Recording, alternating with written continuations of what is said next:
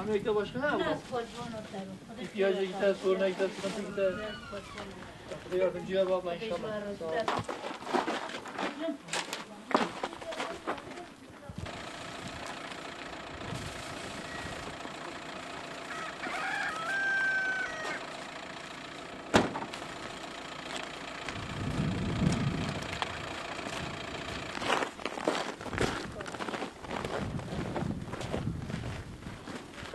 Anlaşıldı başı? Hürmetle başı? Dışlar, bravo.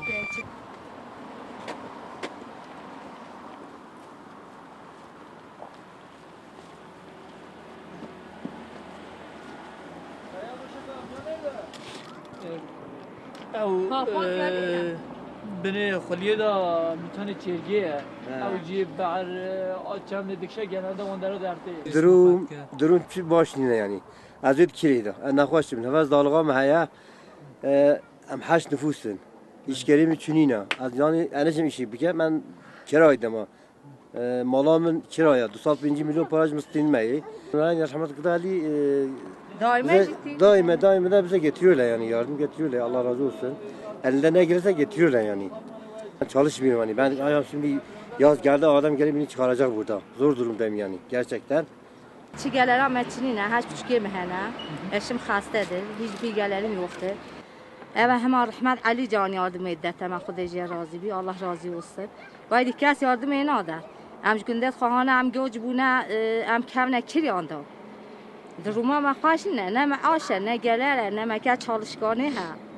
Mece Xuday ma hoye bice. Yardım etden ama bu avahiye ki bu tişteki ha xastaname.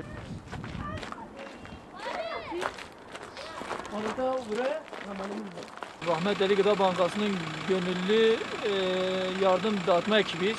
Bugün sadece bizim ekip 19 aileye ulaştık elhamdülillah. Ailelerimiz memnundur. Yaptığımız yardımdan memnundurlar. Dualarını alıyoruz. Elhamdülillah bu her şeyden daha iyidir bizim için. Rabbim yardımcıları olsun. Elimizden geldiği kadar daha çok aile ulaşmaya çalışıyoruz. Yani genelde olumlu yönde talepler, şeyler var. Elhamdülillah çalışıyoruz. Allah yardımcımız olsun. Yardım eden herkesten Allah razı olsun.